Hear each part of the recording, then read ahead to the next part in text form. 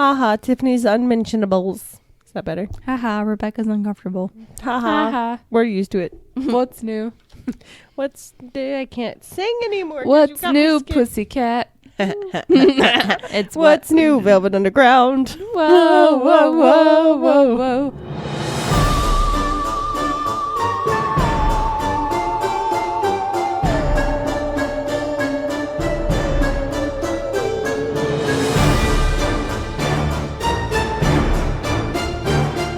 Hello and welcome. We are the Ladies of Strange. I'm Ashley. I'm Tiffany. And I'm Rebecca. Thank you for joining us each week as we discuss The history, mystery, and theory. Of all things questionable, odd, and eerie. Hello, team. Hi team. Team? We're a team. Go Team Strange. Woo. Woohoo! Woohoo. Wildcard, skeptic, pessimist. With our powers combined, we are the Ladies of Strange. Mm-hmm. And Rebecca's uncomfortable. There's again. our pessimism over here. Little Miss, I need facts. Well, good news is I have facts for you this week. Cat facts? No cat facts. You have Oh. facts? I do have facts. She's still going to have unanswered questions by the time it's over, I have a feeling. Well, like we learned during Flat Earth, we can't prepare for potential questions. This is true. I will say there are probably questions that you guys are going to ask me that I won't know the answers to. But I think I have enough answers in here to satisfy you. Beautiful. Now I'm intrigued. What on earth are we learning about today? We're going to talk about another doctor. Another doctor? Another doctor, because that seems to be our thing. We like doctors around here. So does he get the Glen Coco Award since you're in charge of that? Let's find out. Bum, bum, bum. Wow. What? Was that too dramatic for you? No, it's fine. That fits. We need dramatic. Okay, let's set the scene. The scene. 1939. Okay, we don't have to set the scenes that much. Germany invading Poland. Auf Wiedersehen. What year are we in? 1939. Okay. Okay. That's about, yep. Yep, Mhm. that's when Germany invades Poland. Yep. So Mhm. I don't know any Polish races. Usta from VeggieTales. VeggieTales. Oh my- Auf Wiedersehen. Usta. Why do we talk about VeggieTales so much? Because we're good Christian women. No, we're Except not. Our parents tried to raise us as good Christian women. Our parents tried real hard.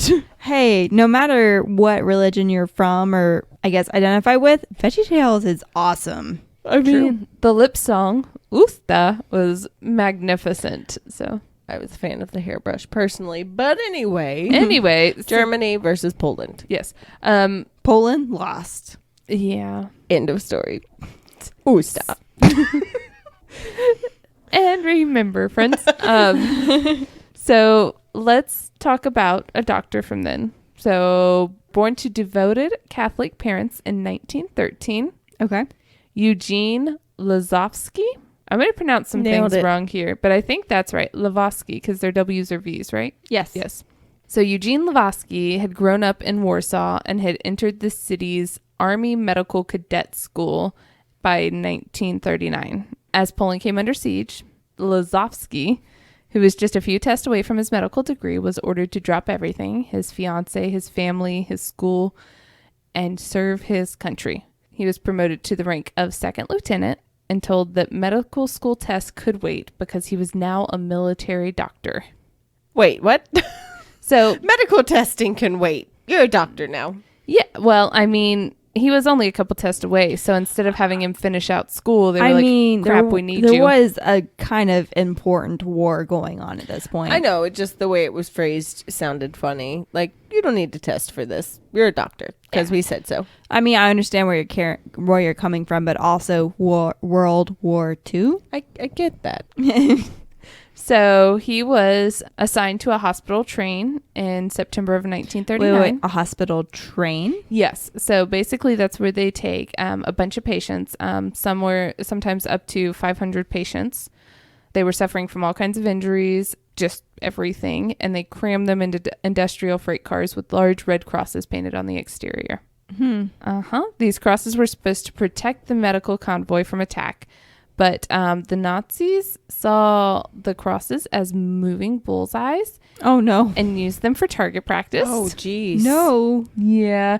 So during one of their stops, Lazowski was asked to go get food for the patients, and when he returned, there was pretty much nothing left of the train car. He said that he saw the nurse that he was working with. He saw like her leg dangling from a tree. What? Jeez. Yeah. How did he know it was her leg? I don't know. But he then joined a new battalion, and the Red Army opened fire on them. And he said after watching a soldier get shot, he took over the feeding of the ammunition to the weapons. And during this, he said he felt like this, before he was relieved from that post, he heard a loud noise and felt a thump, and he looked down, and there was a camera hanging from his neck, and it was shot through the lens. So like the camera saved him from being shot. Why would he just randomly have a camera hanging from his neck? A lot of soldiers did back then. To document everything that was going on. That makes sense. So that's twice, at least, that he's escaped death, because the train car when he went to get food, and then the camera. 1 week later, a Soviet biplane attacked an ambulance that he was in. The aircraft had also ignored the Red Crosses because, they were dicks. And Lazowski leapt into a ditch and watched as a bomb tumbled down. Hours later, Polish troops discovered him unconscious, caked in soil, and lying along the rim of the bomb crater. Jeez. So that's thrice. Around the rim of the bomb crater. So he was just on the outside of Yes. Whoa. Right? Is this like the first superhero? I mean, kind of. Doctor Strange. I was going to say Captain America, but yeah. Either way, let's roll with it. I would say I don't think Captain America would be a Polish doctor. It's Bucky.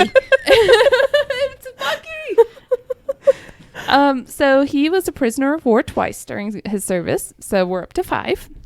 Jeez. Yes. So send him home, guys. the Red Army nabbed him first. After his battalion surrendered, the Soviets packed the Polish troops into an overcrowded freight car.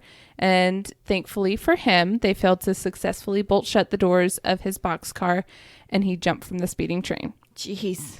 The Germans captured him shortly after and transported him to a prisoner of war camp. I read 2 different time frames. So he escaped from the Germans and then... From the Russians. Okay. And then the Germans captured him. Yes.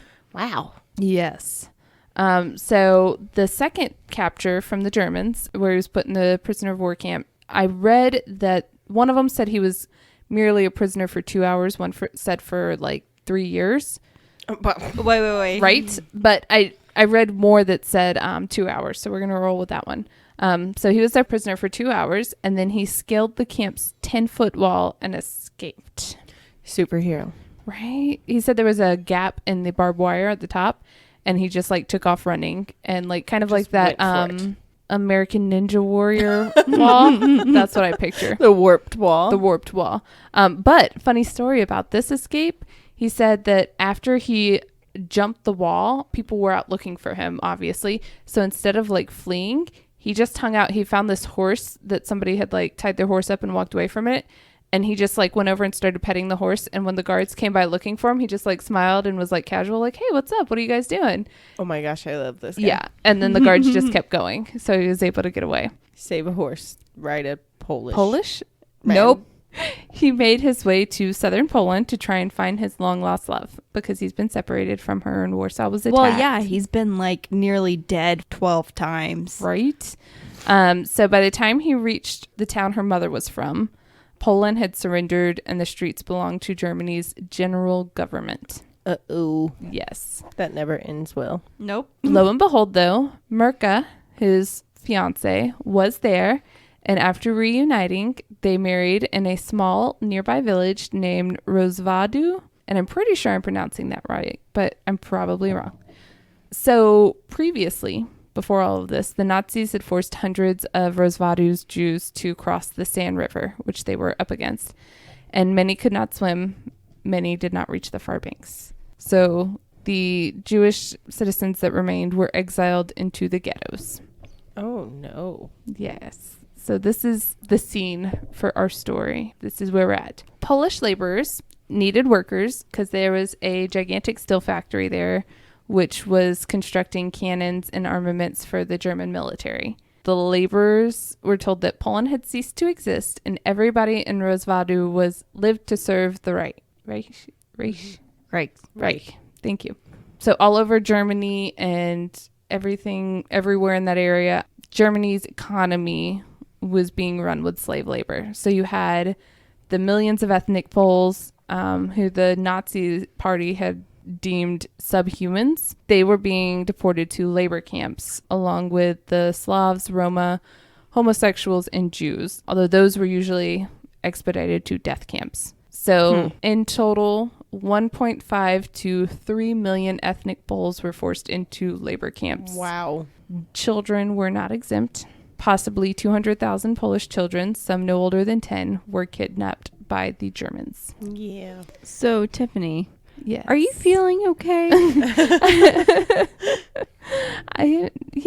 No, I think this is actually, I think you'll be okay with this story. Okay. So given all this information, if you were Polish, you weren't, even if you weren't a Jew, nobody was safe. Right. Yeah. So that is where we're at. Mm-hmm. Okay. So given all of this, no one was safe. Lazowski was quoted saying, almost every day in different parts of town, they staged roundups to capture people. Police and soldiers surrounded designated areas and arrested everyone who was young and strong. These people were sent to Germany as slave labor. They released only those who had work permits and were employed by German-approved institutions. End quote. At its peak, slave labor would account for nearly 20% of Germany's workforce. Whoa. Jeez. So, that is not good. Hear ye. Hear ye. Not good. Yes. Why don't we take this opportunity, since I've started to make you guys really sad, and take a deep drink break. A deep breath. Take a deep breath. Take a deep breath. Do some yoga. Maybe some wine. Maybe pet a cat. Always pet a cat. Always. Always. Anyway, I'm going to go mix something up for us. Thank you.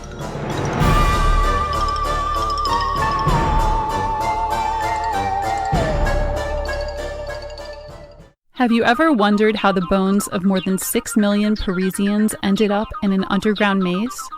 Why is the spirit of a vengeful princess taking the lives of young men? Did you know Long Island, New York has its very own serial killer that has never been caught? And what does it really mean to love someone beyond the grave?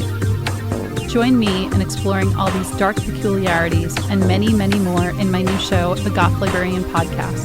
It's an audio collection of the dark, the dreary, and the downright disturbing.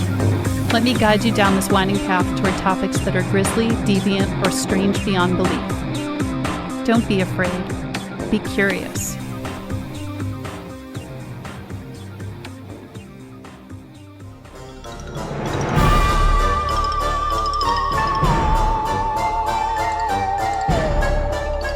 Welcome back. And we're back. Welcome. Is everyone hydrated? Define hydrated. Do you have wine in front of you? Well, it's technically a diuretic, so... Oh my God, Rebecca. Look at her brain. It is It's so big. She Look. looks like one of those tech graduates, but Let me take a selfie. Oh my God. she sounds like one too. Ooh. All right. Well, now that we've got that in our brains, let's go back to World War II in Poland. Yay! Slave labor. Woo! All right. So the Reich had an interest in keeping some ethnic Polish people out of slave camps. How do you get to be a chosen one? Well, Is it like, never mind. That's going to be offensive if I make that correlation, so I'm just not. nope, not doing that one. Nope. I was going to say the little aliens in Toy Story where they're like, I am the chosen one. That's actually really funny. It's also not. What about the Polish? Sorry, guys. Y'all are great. So the Germans needed food. Yeah. Wait. And rural Poland was the place to grow the grain that would keep Germany's bellies full. Oh, okay, They good. did not eat Grain. the Polish. No, they did not. I won't say they didn't. That's not the point we're getting to. Yes, we're just not talking about that here. Local farms, for their part, were given unattainable production quotas, and they were kind of being worked to death to get this stuff. So Lazowski, as a Polish Catholic, was recruited for Germany's cause too, because he was there, and they were like, you're going to work for us. So his job was to keep the Polish servants of the Reich, especially those working in this area, healthy, because they were needed for food. They were needed to work with the steel work and all that. So very important to keep them healthy. Yeah. So these were the lucky ones that didn't necessarily go into slave labor. They got to work in the German approved. Well, no, they were slave laborers for the steelwork Gotcha. area. So they were being recruited. Steel work is rough. Yes. Yeah. So they were not in a good spot. Okay. But they had to stay healthy to be able to work. The doctor secretly saw his work differently, to help his fellow Poles live through the occupation so they could rebuild the country they loved. Oh. Yes. He's going to get a Glen Coco award. Okay. Just BT dubs. I really thought you were about to say like he's going to take a turn or something, and my heart was going to just shatter. I mean, this is Tiffany. If she covers a doctor, odds are he's going to get the Glen Coco award. I don't Be know. prepared She's to our fall. wild card. Be prepared to fall in love with him. 'cause Okay, I'm ready. I did. My heart's open, okay? I am ready for love. It's the To time. be fair, your heart's always open, so that tells us nothing. Fair. My heart's open. How about that? There we go. So his clinic sat on the town square, the Rozwadów town square. And it was busy. The local steelworkers sent laborers to his clinic, as did the local monastery and the family of a local prince, who lavished the doctor with coffee contrived from dried roasted peas. Coffee from peas? Yeah, that was just like a little ditty that I saw And in what there. kind of prince? I don't know. Wait. You say little ditty. Is this a song you found? Little ditty about roast pea coffee. No, it was just a Factoid. factoid. Coffee Not a from ditty. peas? Roasted peas. Dried roasted peas. Isn't a peen? Isn't a pea a legume? No, it's a vegetable. I don't know. No, a pea's a legume. I just don't know if coffee I mean, is. coffee is Also, a the whole reason bean. you drink coffee is because of the caffeine, and peas don't have caffeine. What the hell were they doing? If they can make coffee from monkey poop, they can make coffee from peas. Okay. That's different. All right, guys, listen. The monkeys eat the caffeine beans. The caffeine beans go Not through the coffee, system. The caffeine beans. All right, guys. This is literally like one sentence that has nothing to do with my story. Well, we wouldn't have gotten caffeine beans. That's what they are. They're little happy capsules of caffeine beans. And she's gone again. All right, going back to the pea coffee. Pea coffee. A Princess Pea Coffee. We're back. Pa. So locals were grateful to have another doctor in town. Huzzah. Most of them had been self-medicating. They were managing headaches with cupping glasses and treating tuberculosis with dog lard. So Lazowski, with the help of Murka, who worked as his laboratory technician, would help anybody who walked into his clinic. Quote, anyone who struck me as too poor or too proud to ask the Polish Red Cross for help, I treated anyway. His first house call, the patient's family paid with a live duck. Ooh. Right? And he kept it as a pet. Oh. Right? That's awesome. I want to give this guy a big hug. So, according to his grandson, he cherished all creatures great and small. In fact, he kept a menagerie that included pet chickens, a goose, a tailless German shepherd that followed him on house calls, and a hedgehog named Thumper that slept in his bed. Okay, that's really cute, but the only thing I could think is, as a captive Polish man being held captive by the Germans, why would you want to keep a German shepherd as a pet? Don't blame the dog. I mean, negative See, connotations. my biggest question is the hedgehog, the pokiest of the animals he has, is sleeping with him in his bed. They're not that bad. They're not really pokey. No. They're not like porcupines. Compared to the rest of them, I mean, they're kind of pokey. Also, you're sleeping with them. What if you roll over on Hagrid's him? really pokey, and I sleep with him every night. Hagrid's okay? pokey? He's a very hairy man. I think you made Rebecca uncomfortable again. Like a tailless German shepherd. In the spring of 1941, A large man cloaked in a heavy sheepskin coat Hagrid. stalked and actually, because we were talking about Hagrid, I left out a beefy man cloaked in heavy sheepskin coat Large, beefy man. stalked into his Red Cross office. He resembled a peasant, solid mustache, tall boots, but swaggered with confidence. He introduced himself as Captain Kruk and asked a question. Did the good doctor want to join the resistance? Right? So Lazowski, many years down the road, wrote a memoir called Private War, where he discusses his involvement and everything. And in that book, he wrote, "At the time, I did not care about the politics of the organization to which I belonged. All I cared about was fighting the Germans." Oh. So his primary job was to help ailing underground soldiers. His other duties... When he joined the resistance. Yes. Okay. His other duty was to pass along the news. And Poland's press had been annihilated. All of the pre-war newspapers had been closed, and the only reading material available was propaganda. Owning a radio in order to try to listen to outside news could get you killed, but somebody in the underground owned a Philips radio, took notes on scraps of toilet paper, and published the reports in underground newspaper. Whoa. That's incredible. Right? These were passed on from person to person, one by one. So one person would give him the information, and then he in turn would inform the next member, and so on and so forth. Right. Lazowski said he didn't know who comprised the underground. One of the basic rules of a conspiracy is to know as little as possible about your co-conspirator, he wrote. The less you know, the less you can reveal in case of arrest or torture. They were smart undergrounders. Right? But one unknown conspirator, codename, and I'm going to pronounce this wrong, sorry, Pliska, became a vital link. He said he never spoke with Pliska directly. They always communicated through a third party, but this person helped organize first aid to wounded soldiers and even supplied him with a much-needed nurse. I'd say that's a good friend. Yeah. Good friend to have. All of this was great and all, but it made him nervous. The Gestapo could barge into his house at any time, and they did.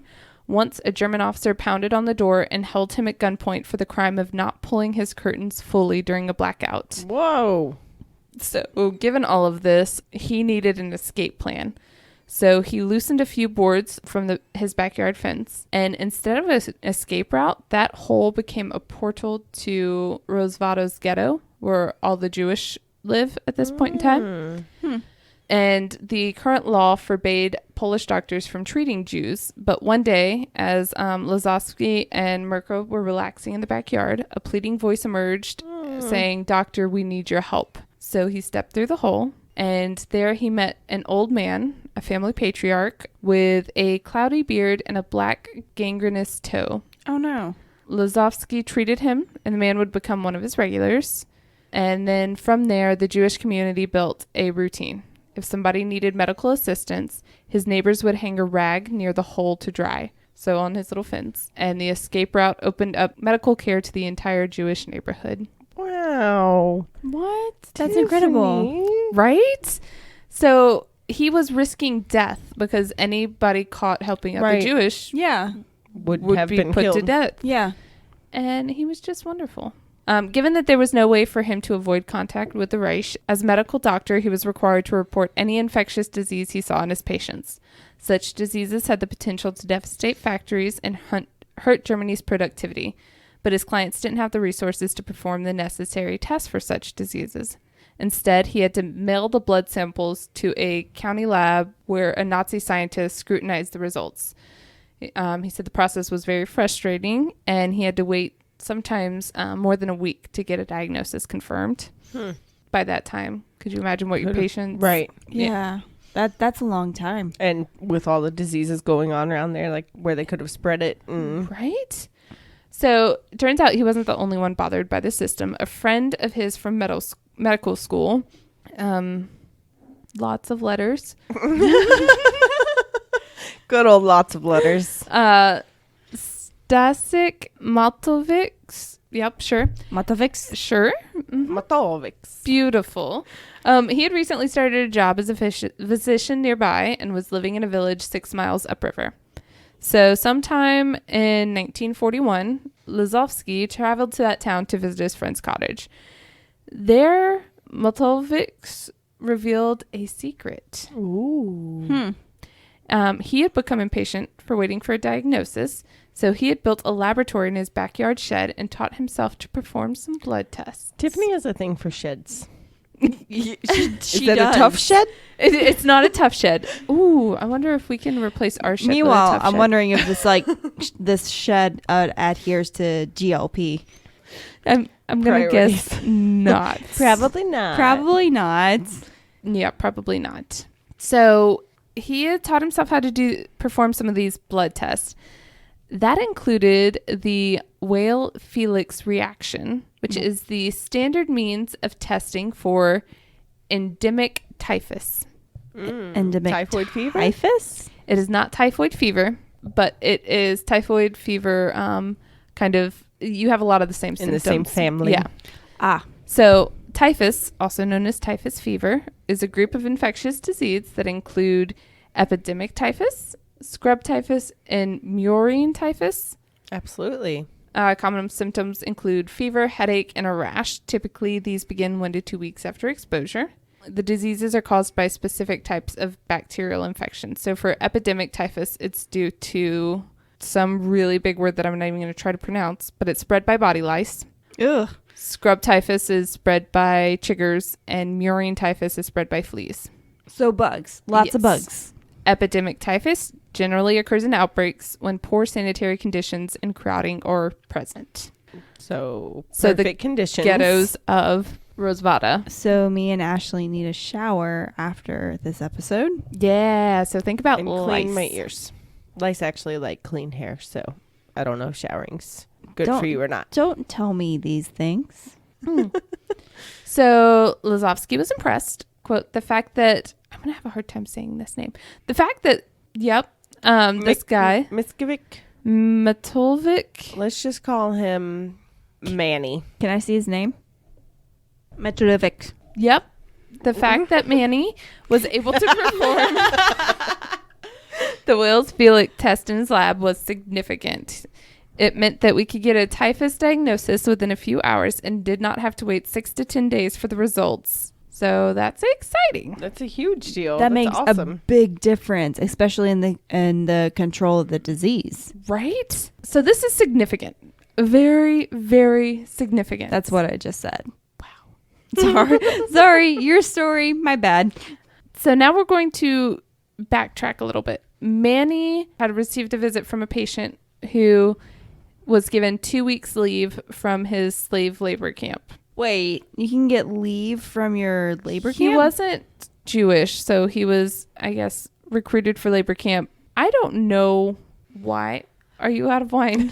I'm just Was trying it like to. medical leave? I'm just trying to understand how that works, because I understand as like labor camp as something you don't exactly have a choice in, as in you don't exactly get to request PTO days from. You have to keep in mind the people that were recruited for labor camps, they're doing the more necessary jobs and like the, I don't want to say more glamorous jobs because none of it was glamorous. No. But they were recruited because they were healthy and viable and able to do these jobs. So the German were probably smart enough to know that if they worked them constantly, they weren't going to be as viable to them. That's true. So they probably got a little bit more leeway Yeah. because they needed them viable. They weren't just worker bees. Like they needed to actually be useful in whatever they were doing. that makes sense. Mm-hmm. So this patient comes in and basically tells him, like, I need you to give me a medical excuse for not being able to go back to this camp. I'm willing to cut off my arm Right. to stay here. And he was like, whoa, whoa, whoa, whoa. Don't cut off your arm. Let's not. That could lead to death. Right. Like, let's figure something out. So Manny had figured out a way of injecting a dead strand of the typhus bacteria into the bloodstream. So immunization? Yep, into the bloodstream, but by adding a certain protein or protus OX19 to it that is found in typhus, it gave a false positive to typhus. Whoa. So you didn't get any of the symptoms, but your blood test would show that you have typhus. Oh. Right? That's pretty wicked. Oh. Yes. So he went to Lazowski and was like, we could do something with this. Lazowski later wrote, I finally knew what my role in this war was to be. I would not fight with swords and gun, but with intelligence and courage. So they were going to fake a typhus epidemic. Hey, Right? that's clever. Right? So the Germans at this time wanted a superior race. Yeah. Right. You don't want this epidemic. To affect your... Yes. No, Ultimate that race. would directly contradict your superior race. Yes. And typhus in Poland at the time was more common than in Germany. So while it sucked and it was not good, if it were to happen in Germany, they would have less immunity to it. Yes. So when these epidemics broke out, most of the time the Germans quarantined whoever had it or the villages that had it and just left them there to die. No. Right? Unfortunate in other circumstances, but in this circumstance, very smart. Think about it. Yeah, but no, but yeah. No, in the other circumstances and how they were treated, but I mean, I don't want to say let's be real here, but we've all learned about this and how awful it was and the Holocaust and... Was awful. Yes. Continue. So chills, headache, thirst, fever. The first symptoms can resemble the everyday flu. The only indication that something graver is amiss is a freckle-like rash, which usually appears on the chest or abdomen. That's when victims begin to deteriorate with typhus. Patients grow skittish, mentally unfocused, even they kind of end up in a stupor. Some plunge into a coma, others become prey to secondary infections. Renal failure is common, and during wartime, as many as 40% of typhus victims may die. Yes, ma'am. Yes, Ashley, with your hand raised. Yeah. What is renal failure? I always hear it, and I've never thought... Kidney failure. Okay. The renal gland. Okay, thanks. It just wasn't clicking for me. And it's one of those that I always hear, and I've never thought to ask, so... Well, we have your answer. I appreciate you, Dr. Tiffany. You're so welcome. You're giving her a big head. Always. It's my one of best the best friend. That's what I do. Third wheel is me. We'll give you a big head too, as long as you go along with as long as you go with our antics. Come along with the chaos. Yes. So as mentioned before, typhus loves war because lice thrive in crowded, unsanitary spaces like trains, buses, campsites, refugee camps, concentration camps, Where Worker there's camps. people. The risk is worse for those who wear the same clothes every day, as soldiers often do. And it's also worse in the winter when people huddle together for warmth and bathe less from the cold. And now I'm suddenly very self-conscious about when I last washed my jeans. The Germans knew how dangerous this could be, as the immunological resistance of the Germans was lower and mortality was higher in respect to epidemic typhus than it was that of the Poles and Russians. How's that superior race coming? Right. That's basically the next thing is that very fact proves a basic tenet of Nazi ideology, that a superior race had the right to destroy an inferior one. The truth was that Germans in this case were inferior, and a well-placed typhus epidemic could cripple the Reich. Dun, dun, dun. As a result, Nazis didn't dare go near anybody with typhus. To Lazowski, a fake typhus epidemic represented immunity, a way to help his townspeople avoid participating in the war. Every neighbor who came down with the disease would become safe from deportation, slave labor, and harassment from the Gestapo. And if enough people in the region reportedly had the disease, entire villages could be quarantined. He and Multivik could build peaceful oases in the heart of German-occupied Poland. So that's when they hatched their grand plan. Anybody who came into their clinics with complaining of headache, rash, or fever would be diagnosed with typhus, no matter what the true illness was. Clever. Right? So they would secretly treat the ailment that they actually had ailment.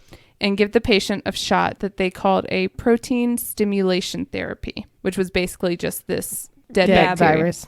Yeah, but that would make them test positive. Right. Yes. So when the patient returned for a checkup, the doctors would withdraw a blood sample and mail it to the Nazi labs because you had to mail blood samples out, and the Germans would mistakenly confirm the typhus. So they decided that the fake epidemic would start with patients who hailed from the more remote villages. Right. And when the winter crept in, they would do increasing injections because that's how the disease moved. Yeah, they're so smart. Mm-hmm. Right? They decreased injections at spring times, and the doctors told no one. They didn't tell their patients, their wives, or not a soul, even in the underground that they were a part of. Both the Nazis and the townspeople believed typhus was ravaging the village. Any panic gripping the villages was a small price to pay for freedom. Wow. Right? Sometime near autumn of 1991, an electrician visited Lazowski's clinic with complaints of fever. He dozed in and out of consciousness, a symptom that Lazowski recognized as pneumonia. He treated the pneumonia and then injected this, and a few days later, his blood serum sample was in a laboratory 20 miles away being tested. Lazowski received a telegram that said the Wales Felix reaction is positive, and the epidemic began. Yay! Da, da, da, da, da, da. Yeah. How often do you cheer for a An typhus epidemic. So this next part isn't, I guess it's really not that important, but it'll come back around. So remember this guy, okay? So in the spring of 92, a German military policeman visited Lazowski, and his name is Nowak. He had a venereal disease and wanted to know how much treatment would cost. So the Lazowski, because he's awesome, said normally 20, he has the currency on here, but I can't pronounce that for the life of me. So we'll say dollars. So normally $20, but for you, 100. So the soldier was like, "You're not afraid to talk to me like that?" And he was like, "Aren't you afraid to seek help from a Polish doctor?" So at that, he sat down, got the treatment, and then he just walked out afterwards. Like Jerk face. Total butthead. But you know what? We're just going to forget him. Me and Tiffany to the German soldiers. Why are you such a jerk face, you butthead? Don't be a butthead. Wow. So they had to move slowly. Right. Unfortunately. They started off targeting villages that the Germans were hesitant to visit anyway.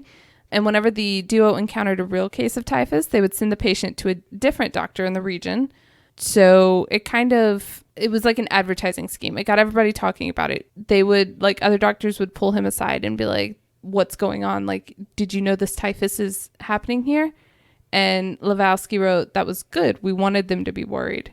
And they also had this thing where they would refer their patients to other doctors. So there were other doctors sending in blood samples to the Germans. So it couldn't, like, it wasn't pinpointed Just back on them. to them. Yes. Dude. Right? This should be a movie. There was a movie called Private War that was, I think it came out in 2000, but it was very small scale. Like, there was no big release or anything. And I tried desperately to find it on YouTube and couldn't. So I think Ryan Banks is the producer. Instead of recreating all of these other movies, people should find stories like this and make movies. Can't you just like picture like the 80s montage where they're like da da da da da da da injecting you with the fake virus? You mean like every CSI montage? And the doctor's like wiping the sweat off his brow and then like grabs the syringe and injects him with the fake virus, and then the Nazi is like testing the blood and he's like, "Rah! another positive test." and then what are we calling him? Manny and Ludwig are just like, "High five, dude," and then they just like jump in the air and high five and just freeze frame. Well, now that we've got our movie planned out. So doing all of this was super risky, but he was also vaccinating the underground soldiers in case any of them actually did get typhus. So he was trying to keep the resistance going, and then he was helping out everybody and creating these epidemics. Along the way, the Gestapo had started torturing Polish physicians for hoarding medicine. And think about it, Lazowski has all of this, like the typhoid vaccine and all this stuff that he's hoarding. So he started to become a little paranoid and worried. So he started carrying a cyanide pill in his breast pocket. Now, oh boy, nobody knows this is going on besides him and Manny. So like he's trying to deal with all of this, and he can't even, y'all, when I'm in like upset, I vent to everybody. I can't imagine being in his position. But you have to think about it. Like, the only reason he did that was to save Manny. Right? Because, I mean, if he was gone, he was gone. But, like, it kept them from torturing. Yeah. Why are you so good? Quote, I was not afraid of death, but torture was another story. He said if he got caught, he'd poison himself. Ow, my heart. A crew of anonymous underground contacts, particularly Plivska, ensured that wouldn't be necessary. Quote, I was very curious to know who Plivska was, but was afraid to ask. My respect for this unknown co-conspirator grew daily. Whoever they were, they did a brilliant job of finding hiding spots for the wounded soldiers. And if you are incurring a cost for or treating all of these people under the table, and because he was still treating all the Jews through his back gate, what he started to do was, the town he set on, there was a railway that came through, and he would make calls up there for travelers coming through. He would always kind of up or fake his books. Like he would say, tag an extra person on there. Yeah. Saying that he treated a couple more people. Or he would say, like, I treated this person. So if for some reason they were able to track that person down, they'd be like, yeah, you treated me. But instead of saying I used, 4 of this on him, I used 10 of this on them. Oh. And since they were traveling through, nobody ever really stopped to check them. So that's how he kind of cooked his books to keep the Gestapo from questioning his numbers. July 21st, 1942. Lazowski peeled back his curtain and watched as a red-haired officer outside clutched a pistol. It was Nowak, and he and a handful of armed German police officers were shouting out orders. It didn't take long for the doctor to piece together what was happening. The village Jews were being rounded up in the town square. Nowak apparently was shooting at will. It's a very tough sight for him. So very sad, very awful. He said he had nightmares after that. Just awful. Oh, I forgot his office was in the town square. His office was in town square, so he saw all of this. Ugh. And one of his regular patients, the first one who hung that rag up there, was gone after this. Said he never saw him again. He started having nightmares that the Gestapo detained and restrained him. They knew that it was a hoax, and he said during these nightmares, they would gently place a metal rod against his temple, and out of the corner of his eye, a hammer would come into view. Oh. So that whole time frame, the whole 1942 was just a walking nightmare for him. But he didn't stop waging his private war. So as winter neared, Manny and he prepared to inject more patients. He didn't really write much about this because he wasn't telling anybody about it. You don't want to get caught. But by snowfall, there was major concern that the epidemic was going to decimate the town.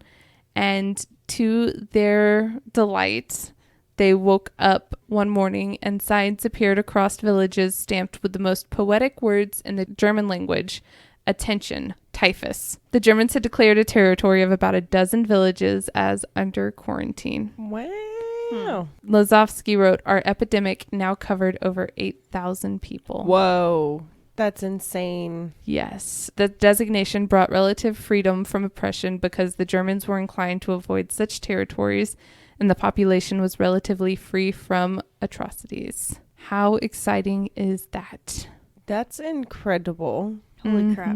And whenever somebody would complain about the village's health, the doctor, Lazowski, would usually say things like, perhaps you should give your people more soap, and just be a real dick about it.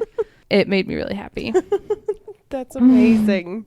All of this is great, but now the Germans are starting to notice that you have this massive epidemic, but the mortality rate isn't really rising. And during the war, 40% of people with typhus typically passed.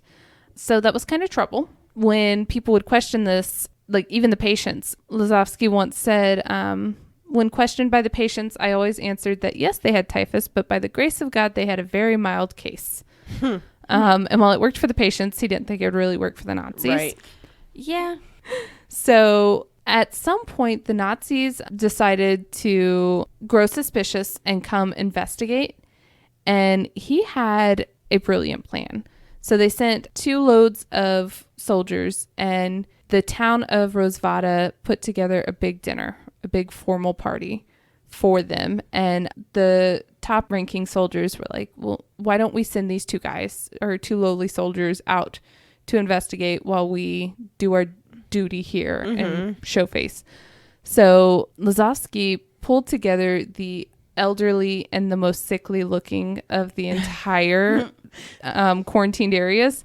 And had them all show up. Yeah, he put them in 2 of these like little shambles of huts and was like, these are our patients. And, you know, go in there if you'd like. But the Germans were so afraid of typhus that these 2 guys just drew blood and got the blank out of there. And whenever they tested the blood, it tested positive for typhus. And they were able to say, like, yeah, we saw them. They looked awful. They were in horrible condition. Wow. Right? Oh my God, I love them. I know. It makes me so happy. Now in July of 1944, artillery fire rumbled across the San River. The Soviets had pressed into Poland. The Iron Curtain was knocking on Rozvadu, and his little town was done for. So a motorcycle pulled up to his clinic, and an officer in army fatigues rushed into the doctor's office. It was Nowak. He said, "Doctor, run. You're on the Gestapo's hit list. They're going to eliminate you." He asked, why I worked loyally as a doctor. And Nowak just shrugged and said, "Do what you want," and hurried out the door. Whoa. So he grabbed his wife and their baby at the time. They snuck through the hole in the fence and ran. And they ended up going to the town where Murka's mother was. And she became violently ill. Murka did. Just super ill. And he rushed her to the hospital. They put her in a pleasant room on the 2nd floor. That's lovely. And they were the only people on the floor, and they could hear the bombings. They could hear everything going on around them. And chills. Yeah, the doctor, Lazowski, was like, "I can't have you here." So he grabbed his wife, carried her to the hospital basement, and laid her on a cot. And an instant later, he said the building rattled, lights vanished, and dust rained from the ceiling. Oh my God, stop it. The last missile of the battle that was going on nearby had struck the hospital, destroying Murka's room. When he surveyed the rubble later, he saw that the wall and the bed were gone. What? Dude, this guy is like indestructible. Evel Knievel. He's a superhero. He really is a that's superhero. the only way to describe him. Over the coming days, Murka's health improved. The Germans retreated for good, and for the first time in nearly 5 years, the people of his mother-in-law's town saw the flag of Poland flap over their homeland. Shortly after, he removed the cyanide pill from his breast pocket and tossed it into a stove. Right? He did end up leaving Poland. He immigrated over to the United States. He worked as a professor at the University of Illinois in Chicago, where he taught pediatrics. Oh, stop it. Like, he's amazing. He wrote a book called Private War, which was turned into a movie later.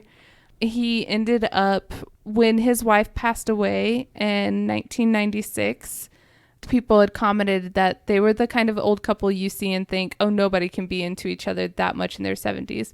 But they were very much in love their whole lives. She never knew.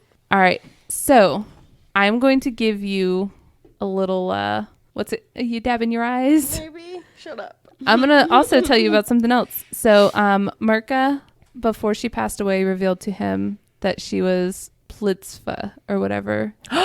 Yes. She was the underground soldier. Right? How perfect are they? But he never told her. Never told her about it. So he eventually, years later, he went back to Rozvadu, and one of the guys, some guy walked up to him and said, "Thank you for saving my father from typhus." And Lazowski grinned and gently corrected him. It was not real typhus. It was my typhus. So nobody knew about this. Right? Ashley's face is just... This doctor, I think he gets Glen Coco awards out the yin yang. I don't think we're going to have Glen Coco awards anymore. I think we're going to have Lazowski awards. Right? So Lazowski, whatever he is, I love him. And there's one picture. So I could only find 2 pictures of him. And one of them is him holding a bunch of cats. And it makes me Oh my so gosh. happy. Oh. So yeah, that is Eugene Lazowski, Mr. Superhero. Some people called him the Polish Schindler. So Oh. yeah. Oh, that was a good story. Thank you, honey. I appreciate that. I had so much fun with this one. That was incredible. Yeah. So when we remake the movie, I'm okay with being Murka because she was badass too. So My wife. my wife. So donate on Patreon if you want to see us recreate. Oh man. Oh, that was fantastic. Thank you. So just a side note, my notes on my computer, I didn't want anybody to see it since I work with Rebecca and I know she wouldn't go through my computer, but my notes just say Mike Wazowski. Thank you. Because I was thinking that the whole time you kept saying Lovowski. And then Big Okay. Lebowski and then Mike Wazowski. You don't know me very well, because if I saw it say like Mike Wazowski, I would have been like, I need to know what's in there. click. Yeah. I think we should do that. We should just start saving our show notes on the drive as different Disney Pixar characters. That would not work. No, because I would be so intrigued. It'd be like, oh my God, Megara, I have to know I what's have in to there. That's not know. Pixar. Oh my said God, she's Disney talking Pixar. about Prince Eric again. Yeah, Those feet, and though. Those feet, though. Apparently. Oh my God, that was an incredible story. And as much as I'm obsessed with like World War II and Nazis and Right? I've never heard that story before. That's what I was thinking. So That was a good one. thank you. Kudos, ma'am. Thank you so much. I appreciate that. So Now that everyone is teary-eyed. I am so happy. No with tears fell. I just need a little dab. Debbie dab Just a dab. dab will do you. That's what, the 3rd time I've cried on this show? I'm emotional. I'm so glad I was the one that made you cry this time. Well, Rebecca made me boo-hoo like a freaking baby. Sorry. You just made me need a little dabby dab. It happens. I do that quite often to people. Okay.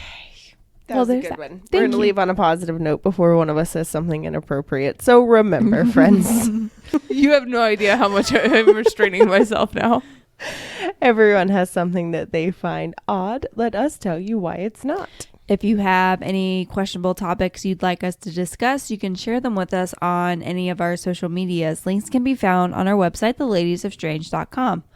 Or you can email them to us at theladiesofstrange@gmail.com. Don't forget to subscribe, rate, and review. And if you think we're doing a great job and want to support the show, you can find us on Patreon. Keep it strange, lovelies. Ta-ta for now. Ta-ta. Bye. What a positive day.